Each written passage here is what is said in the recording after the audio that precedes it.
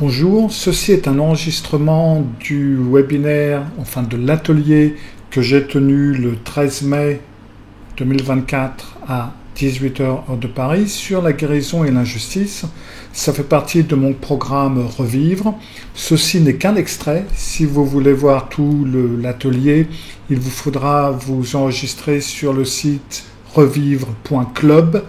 Mais je mets ici à peu près la moitié de l'atelier, histoire de vous donner quelques petits trucs, quelques petites astuces qui peuvent peut-être vous aider. Bonsoir et bienvenue à ce nouvel atelier qui donc a pour sujet la guérison et l'injustice et surtout comment faire ça, comment s'en sortir et par où commencer déjà. Bonne question. Alors, déjà il faut commencer par faire le point sur la relation narcissique. Et il est important de bien comprendre que très souvent, quand on a quitté une relation narcissique, les gens n'ont pas toujours la compréhension un peu plus profonde de ce qui s'est passé. C'est-à-dire que vos amis ou la famille peuvent vous dire « Bon, bah ok, ça va, c'était un connard, c'est un cœur brisé, bon, bah voilà, quoi. » Ça y est, c'est fini, avance. Et je me souviens d'une cliente qui avait été mariée, je crois, une dizaine d'années avec un narcissique. Et une fois qu'il l'avait laissé tomber pour quelqu'un d'autre, et quand elle avait été chez un psy plutôt classique, et qu'elle avait donc parlé des douleurs, de cette rupture et de tout ce qui s'était passé en quelque sorte. À la deuxième séance, en plein milieu, le psy lui a dit « Bon, bah écoutez, maintenant, c'est vrai, ça fait une séance et demie que vous me parlez de ça, maintenant il faut avancer, quoi. C'est bon. » Bon, déjà, c'était 10 ans d'histoire, puis après, c'était quand même une relation avec un narcissique qui était assez compliquée, parce que justement, une relation narcissique, c'est pas seulement un cœur brisé, c'est pas seulement une rupture. Il y a beaucoup plus que ça. C'est vraiment un vol. C'est ce que les gens me disent le plus souvent. J'ai l'impression qu'il m'a volé mes rêves, il m'a volé ma réalité. Des fois même, il exécute ses rêves avec quelqu'un d'autre. Il m'a volé mes rêves et il les fait avec quelqu'un d'autre en plus. Et donc, c'est beaucoup plus que juste cette idée que les choses ont rompu.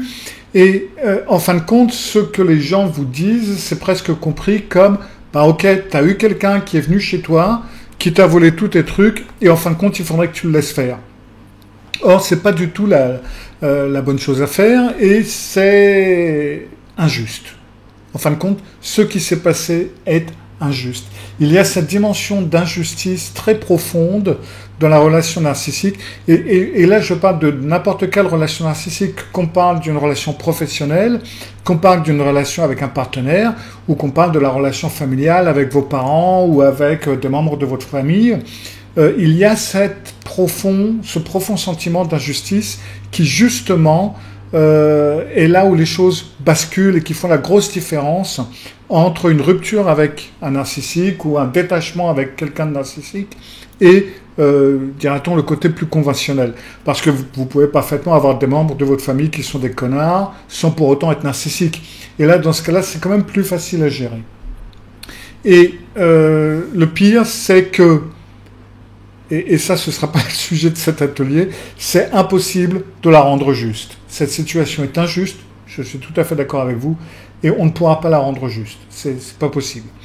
Alors, on va prendre first thing first, la première des choses en premier, et déjà, on va dire, mais pourquoi est-ce qu'on ressent ça comme injuste ? Quelles sont les situations dont on parle, en fin de compte ? C'est quoi l'injustice ? Alors là, j'ai pris quelques exemples. Tous ces exemples sont réels. C'est-à-dire que ça va être des choses qui m'ont été racontées, que j'ai réunies sous un chapiteau, pourra-t-on dire, mais ce sont des choses réelles. Alors déjà, vous avez le truc classique où il vous a quitté ou vous l'avez viré, et en fin de compte, c'était ce qu'il attendait, ça faisait partie de son plan. Et puis, il s'est trouvé une nouvelle partenaire, Et puis, vous avez les photos Facebook, machin et tout. Il part à Venise. Logiquement, c'est vous qui deviez partir à Venise ensemble. C'est toujours s'il n'utilise pas les mêmes tickets. Et puis, il l'emmène à Venise. Vous voyez plein de Facebook, plein d'Instagram là-dessus. Après, grand mariage, nouvelle famille. Bref, lui, c'est le grand bonheur. Et vous êtes juste à côté en train de vous dire, mais qu'est-ce qui m'est arrivé, quoi.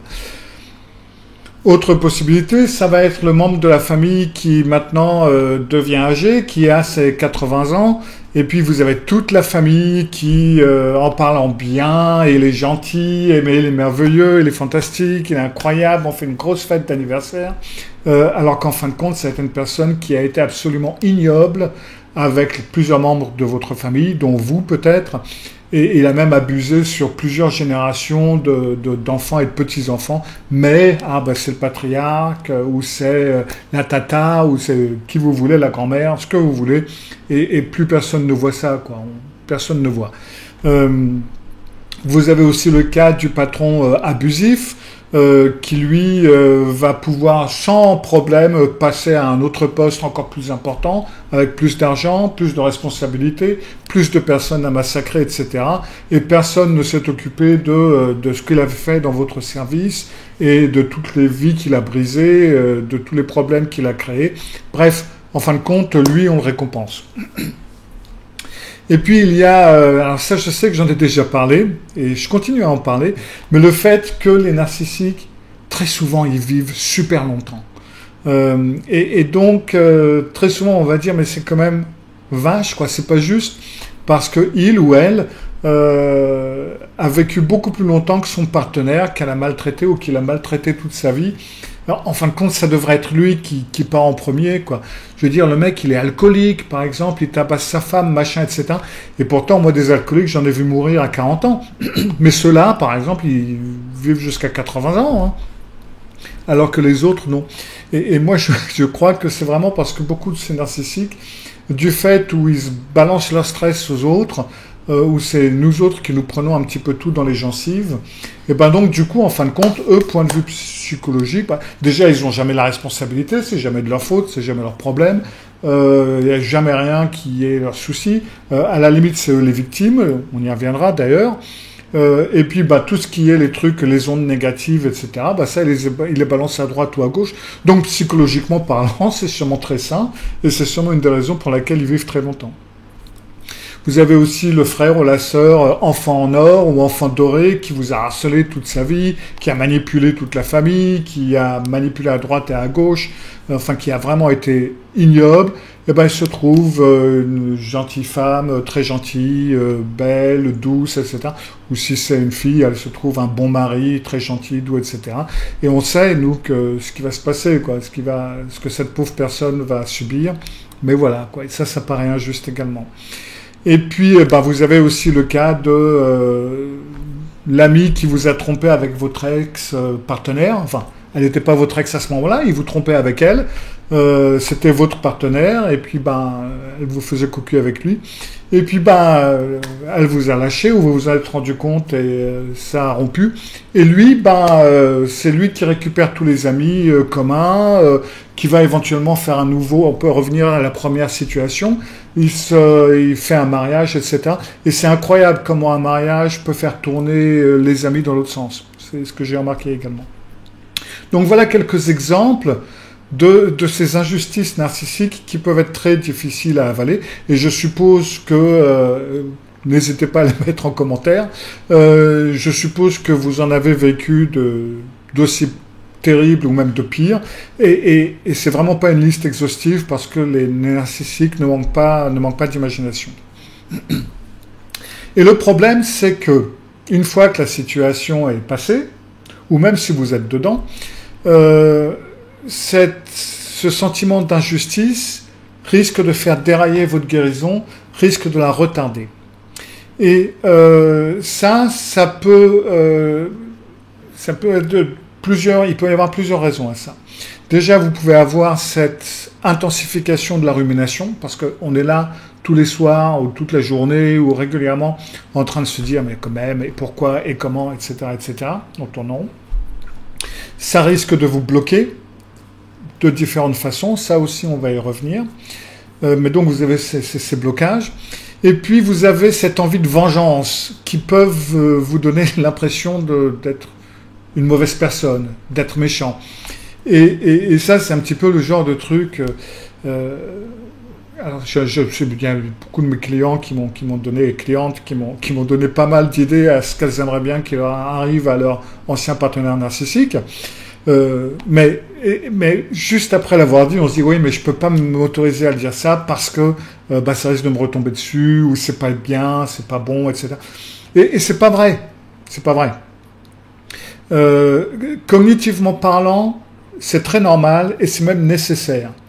C'est un exercice cognitif que vous faites pour essayer de refaire un équilibre. Ça ne veut pas dire que, en fin de compte, vous souhaitez vraiment la mort de cette personne. Enfin, si, un petit peu, quelque part. Mais pas vraiment. C'est pas aussi profond qu'on pourrait le penser.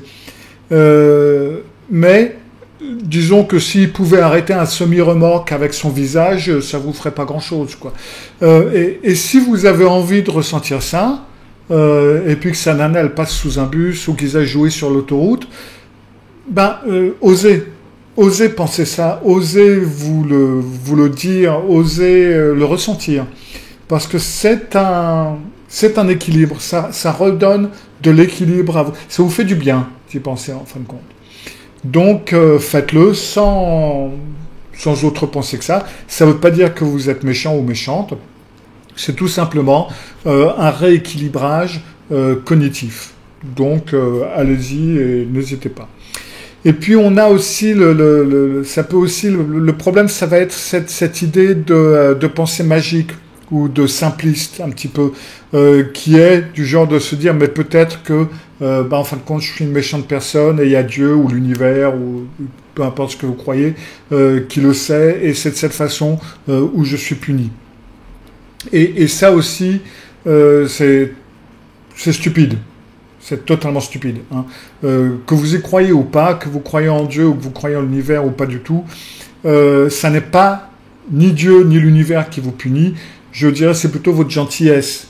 C'est plutôt le fait que vous ne saviez pas ce que c'était que le narcissisme. Parce que maintenant, vous savez ce que c'est. Vous n'allez pas retomber dans le même piège. Mais fut un temps où vous étiez plus naïf, où vous pensiez que les choses étaient différentes et vous avez un bon cœur, vous avez une bonne âme, justement, c'est tout à fait le contraire. C'est pas parce que vous êtes mauvais que ça vous est arrivé, mais c'est parce que vous êtes bon que ça vous est arrivé. Et puis alors, il y a aussi toute cette idée du karma, parce que logiquement, les bonnes choses devraient arriver aux bonnes personnes, donc j'ai peut-être fait quelque chose de mal, ou ça va m'arriver, ou enfin bref, etc. Alors, le problème dans cette pensée, c'est qu'en fin de compte, là, on est dans une idée de karma New Age occidentalisé. Parce que l'idée du karma, qui à l'origine est dans l'hindouisme, c'est problématique. C'est problématique parce que, en fin de compte, c'est plutôt l'inverse. Parce que dans le karma, ça voudrait dire que vous avez fait quelque chose peut-être dans une ancienne vie, et que c'est pour ça que vous en payez le prix maintenant. Vous voyez ? Alors, oui, vous vous comportez bien maintenant, mais vous n'allez pas récupérer vos pions avant la prochaine vie, ou la vie d'après, ou la vie d'après encore. Vous voyez ce que je veux dire ? Donc, le fait de karma, et puis il y a aussi d'autres trucs et systèmes là-dedans, mais l'idée de karma est en fin de compte beaucoup plus compliquée que cette idée New Age, olé olé, qu'on a un petit peu en Occident, parce que c'est pas du tout ça. Et c'est même très compliqué, et ça peut aussi être très culpabilisant, en fin de compte. Donc, ne vous fiez pas au karma, ça n'a absolument rien à voir avec le karma, ça a tout simplement à voir que vous êtes tombé dans le filet d'un narcissique, un point c'est tout. Et puis alors après, vous avez cette impression que vous ne pouvez pas avancer tant qu'ils n'ont pas fait face à une forme de justice, ou tant que ça leur est pas retombé dessus, etc. Et ça, c'est problématique, parce que si vous attendez que karma ou que quelqu'un d'autre lui retombe dessus, vous risquez d'attendre 10, 15, 20 ans avant de divorcer, avant d'avancer, etc. Est-ce que vraiment ça vaut le coup de mettre votre vie en pause parce que vous avez une certaine superstition ? Je ne pense pas.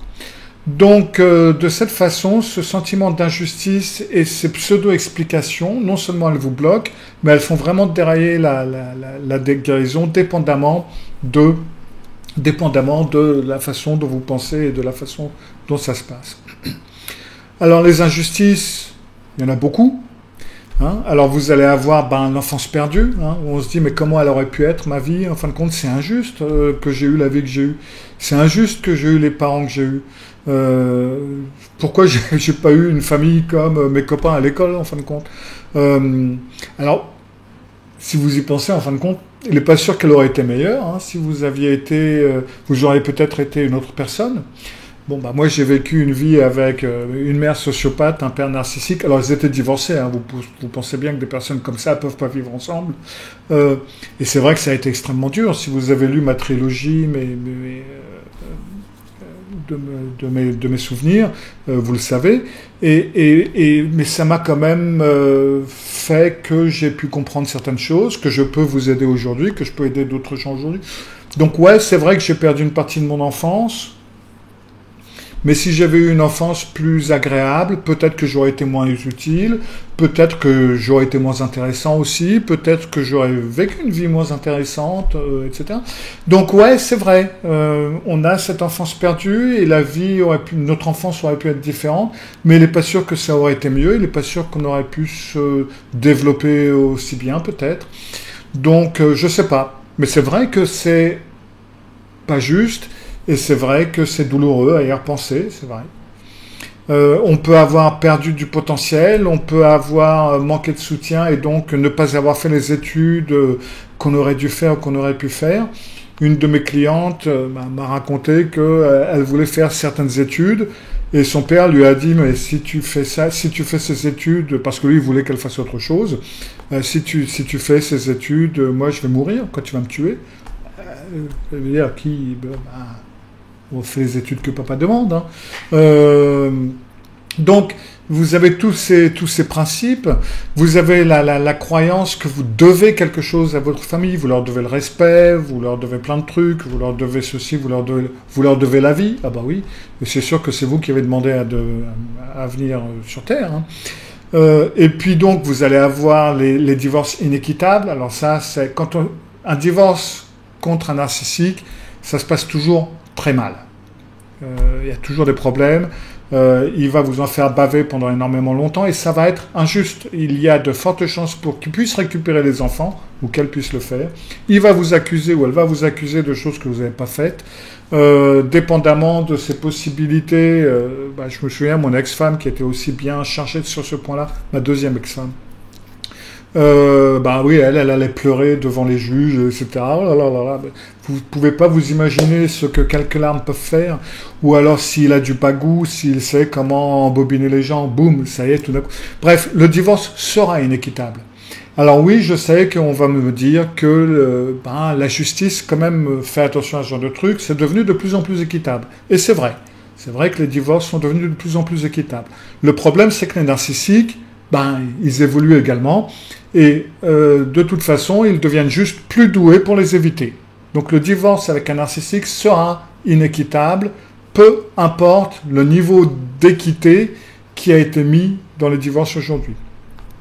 Vous avez des problèmes de garde d'enfants, parce que, en fin de compte, vous ne pouvez pas compter sur lui. Pour ce qui est du travail, vous avez du problème au travail, c'est tout à fait quelque chose d'absolument insupportable. Vous allez avoir des problèmes de santé. Ça aussi, c'est ressenti comme une injustice parce que, en fin de compte, c'est vous la personne gentille, c'est vous qui essayez de faire tout ce qu'il faut faire, et en fin de compte, c'est vous qui êtes toujours malade, et parce que lui, il s'en fout. Hein.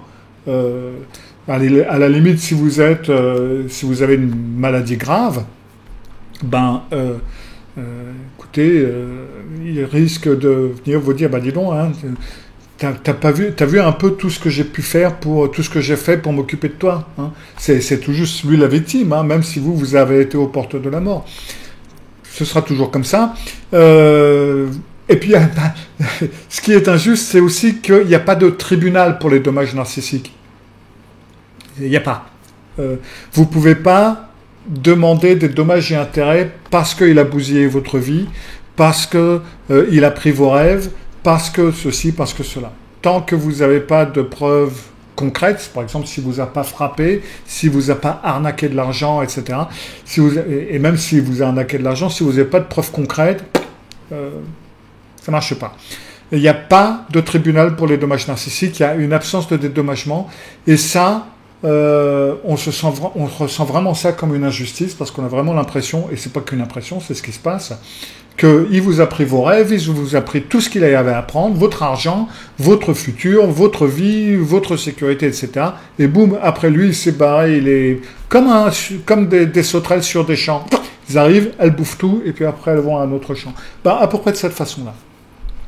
Et puis, finalement, ce qui est injuste, c'est qu'on a des systèmes de santé mentale qui ne comprennent toujours pas la portée de ce genre de problème et qui vont chercher des explications différentes, qui vont vous culpabiliser, Enfin bref, vous n'avez pas d'aide, très peu en tout cas, à obtenir des soi-disant professionnels de la santé qui ne sont pas à la page avec ce genre de problématiques. Alors après, l'injustice va être un petit peu différente de domaine en domaine, parce que vous avez donc plusieurs domaines. Vous avez donc, dans le domaine de la famille, ça va surtout être une invalidation de votre expérience. Ce que vous pensez, vos sentiments, vos émotions, ce que vous croyez savoir, même des fois ce que vous croyez vous souvenir. Vous allez avoir des parents narcissiques qui vont prétendre, mais dur comme fer, que ce dont vous vous souvenez, mais c'est totalement débile, c'est totalement à côté de la plaque. Ça n'a jamais existé, ça n'a jamais été ça. Mais ils vont vous soutenir comme ça, mordicus, hein, ça, ils vont pas bouger. Et puis vous avez cette croyance que vous leur êtes redevable, parce qu'ils vous ont donné le logis, la nourriture, et t'as jamais manqué de rien, hein. T'as toujours eu tout, t'as toujours eu à manger sur la table, hein, t'as toujours eu un repas chaud, bon bah voilà quoi. Donc en fin de compte, vous avez eu le strict minimum, et ça, vous en êtes redevable, bien entendu. Ils s'attendent donc, bien entendu, à ce que vous en preniez soin d'eux un petit peu plus tard, maintenant où ils deviendront âgés, parce que, bien entendu, vous leur devez bien ça avec tout ce qu'ils ont fait pour vous, hein. Et puis donc, vous avez autre problème, c'est que les autres membres de la famille éventuels ou d'autres personnes dans l'environnement vont être des facilitateurs avec des phrases morales à la mort moelle, oui, du genre, ah mais écoute, c'est tes parents, mais si, ils ont quand même été gentils, oh écoute, ça n'a sûrement pas été aussi terrible que ça. Enfin bref, vous avez des gens qui ne comprennent rien à rien, qui ne savent pas ce qui s'est passé, et qui vont essayer de vous dire, qui vont vous expliquer que, en fin de compte, vous ne savez pas de quoi vous parlez alors que vous avez vécu avec eux.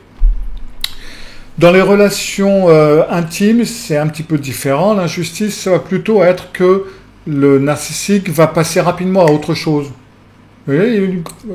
Pour vous, c'est fini, ok. Moi, je passe à une autre nana. Et des fois, c'est super rapide. Hein. Il va se marier ou il va se fiancer 15 jours après. Et puis, c'est là où on se dit, non mais attends, il va se passer quelque chose. Alors, on va fouiller son Facebook. Puis on se dit, mais c'est pas possible qu'il ait rencontré quelqu'un et en l'espace de 15 jours, il se fiançaille. Bah oui, mais ça c'est bien entendu parce que vous avez été cocu une bonne partie du temps. Et c'est seulement à ce moment-là où on se rend compte. Alors lui, il va vous dire non. Hein. Là, lui, il va vous dire, bah non, bah, je vais rencontrer après toi, etc. etc. Et, on peut voir qu'il y a eu un overlap, c'est pas possible, quoi. Il va y avoir une vindicte continue, divorce, séparation, etc. Il va toujours y avoir des problèmes, de toute façon. L'environnement, les amis, ils ont la mémoire courte, vous inquiétez pas, surtout vis-à-vis d'un narcissique ou d'une narcissique qui sait parfaitement jouer la victime, qui sait parfaitement avoir du bagot, etc. Ça va être vous la mauvaise personne. Et puis donc, il va toujours y avoir un comportement relativement douteux aussi après le divorce. Point de vue du travail, l'injustice, ça va être que vous allez voir que les personnes moins qualifiées que vous vont progresser alors que vous allez stagner, par exemple. Ça va être des triangulations, du favoritisme. Quand il y a du harcèlement, il n'y a pas de conséquences du tout, ou alors très peu. S'il y a des politiques de harcèlement, elles valent que dalle, elles vous aident pas et vous avancez pas et vous pouvez pas les utiliser. On va vous piquer vos idées et puis... une fois que vos idées sont piquées, on va vous mettre à la poubelle ou on va vous laisser stagner et puis d'autres vont évoluer dans l'entreprise grâce à vos idées. Et puis vous avez le grand danger des accords que j'appelle les accords poignées de main, c'est-à-dire, bon, écoute, on va pas faire un contrat là-dessus, on se fait confiance, on va pas avoir des avocats, machin. Allez, on s'en sert 5 et t'inquiète pas, ça va marcher. Non, non. Tout par écrit. Ah, mais écoute, on va pas... Si, par écrit.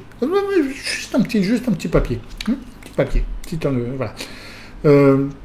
Et donc pour le côté de l'amitié, les injustices, ça va être une exploitation financière, par exemple, alors ou des emprunts à répétition, ou un emprunt qui vous rendra jamais. Ça va être des triangulations, des choix de copains ou de copines. Si tu es ami avec un tel, je veux pas être ami avec toi. Enfin bref. Et puis très peu d'appréciation sur les impacts de cette situation. C'est-à-dire que si vous comprenez une situation comme injuste et que vous en parlez à une amie narcissique, elle va s'offusquer et elle va tout vous rebalancer dans la tronche en quelque sorte. C'est, comme je le dis, discuter avec un narcissique, c'est comme se faire arrêter par la police aux États-Unis. Tout ce que vous dites pourra et sera utilisé contre vous. Donc là, sur ce coup-là, ça va vous retomber dessus aussi. Alors, cette dernière phrase est valable pour dans tous les domaines, famille, relations intimes, travail ou amitié d'ailleurs. Alors, là où est le truc, c'est que les narcissiques ont certaines qualités. Alors là, quand je parle de qualité, c'est pas qualité contre défaut, mais c'est descriptif. C'est la qualité du ciel d'être bleu ou d'être noir en Bretagne. Et donc, certaines qualités vont mener à certaines injustices précises.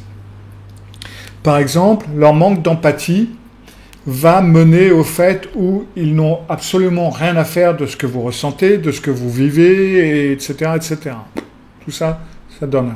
Le fait que tout leur est dû mène à une forme d'hypocrisie, où les choses qui vont être valables pour eux ne vont pas être valables pour vous.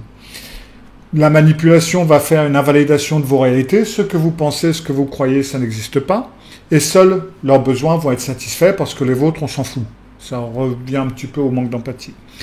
Tout est pour eux, ça vient de l'égocentrisme. Et puis...